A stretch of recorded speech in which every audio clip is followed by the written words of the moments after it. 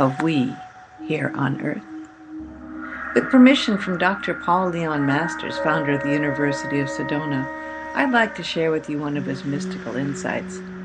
Dr. Masters' mystical insights are based on over 50 years of consciousness research with thousands of his students. Today's subject's based on his conclusions after half a century of research. The subject is on spiritual healing and medical treatment, mystically viewed. We live in a world of dualities, peace and war, pleasure and pain, wealth and poverty. Is it any wonder then that there has been an ongoing conflict between proponents of spiritual and natural healing versus the majority of the medical establishment? In recent days of this writing of Mystical Insights, Dr. Oz, host of the most popular medical show in the United States, has come under attack by some of his medical peers, with some going so far as to accuse him of presenting quackery on his telecast. I'll bet he's very respected as a surgeon.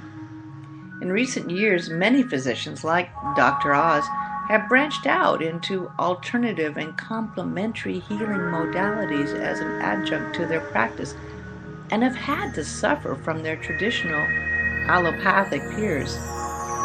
So it's not just a matter of conflict between traditional allopathic medicine and those who practice spiritual healing, but also within the ranks of the medical community as well. Most who are reading this or hearing this have metaphysical, transpersonal, or mystical study background and are well aware that spiritual healing has been practiced since the beginnings of recorded time. In the West, the claims of Jesus' healings added an exclamation mark to the practice. Venus Parkist Quimby, who taught Mary Baker Eddy, carried the focus of spiritual health into modern times with the advent of Christian Science. The concept of Christian Science practitioners inspired Ernest Holmes to create religious science practitioners. In between Christian Science and religious science, Charles and Myrtle Fillmore placed very heavy emphasis on spiritual healing in the Unity Church movement. And yes, the concept of metaphysical practitioners is part of the International Metaphysical Ministry. In today's world, there are then many forms of spiritual healing approaches being practiced, from the most primitive to the more advanced, with the majority being somewhere in between, whether by traditional Christian fundamentalists, New Age, or New Thought movements. According to the dualistic conflict between advocates of spiritual healing and the traditional medical establishment in recent years has been the strong interest by the public in natural healing. Since the idea of natural healing and spiritual healing seem so closely akin, it is very commonplace for those who practice some form of spiritual healing to urge others to have a more natural lifestyle, to include natural foods, being in nature more often, and so on. From a higher, mystical viewpoint, excluding the illusion of dualities, health or healing arrived at through what is termed natural healing and spiritual healing are one and the same. In both natural and spiritual healing, the health-maintaining powers and the health-restoring powers at work within the body are one and the same. The natural health practitioner may describe this inner power as the body's natural healing and health presence to heal itself, while those involved in spiritual healing, minus so many spiritual egos involved in spiritual healing, will attribute good health or health restoration to God's power working in the body. From a mystical view, as previously explained, they are one and the same. Yes, a very small percentage of allopathic medical doctors acknowledge the spiritual and natural methodologies to health maintenance and restoration. But unfortunately, those are still a small minority. At the same time, there are likewise extremists carrying the spiritual and natural banners into war against established medical practice, which they see as big business and big pharmaceutical companies favoring profits over human health concerns. Add to this the fancy footwork of insurance companies and governmental health interventions, and the spiritual and natural health practitioners have a lot to point fingers at.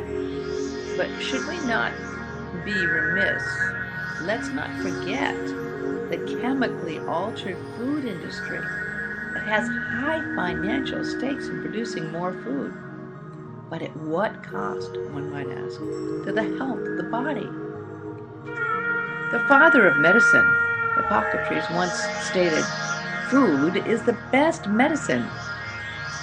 It is left to you to answer, would he say the same about much of today's chemically altered food?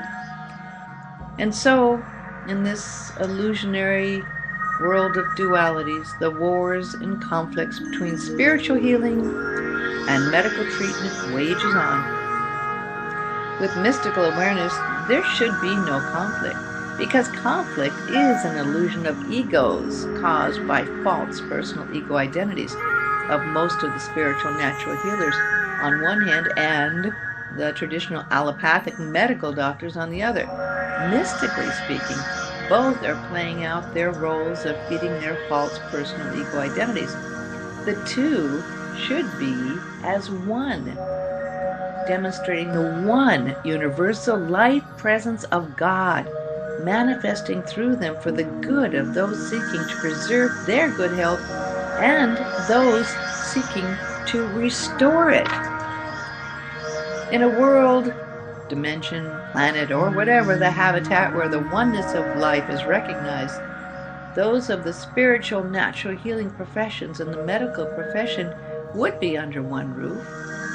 All factors of beingness, body, mind, and soul, each would now be treated by a holistic approach to the whole person. We would no longer have a war of methodologies based on the limited awareness of personal egos, but rather we would have peace and understanding, all working for the good of the person seeking preventative care or healing.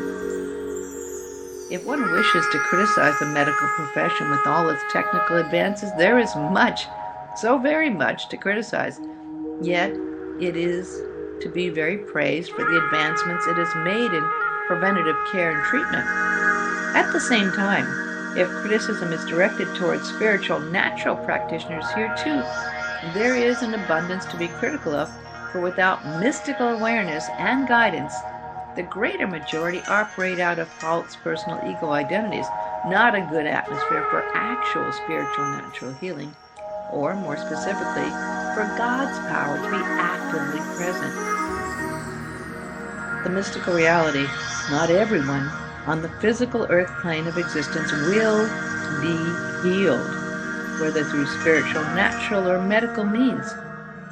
A goodly percentage will pass on to the afterlife, and some will continue to be here even though they're in discomfort and pain. Whether you believe this to be as a result of bad karma, or to teach the healthy how important health is, and to avoid the mistakes they made, is left for you to decide.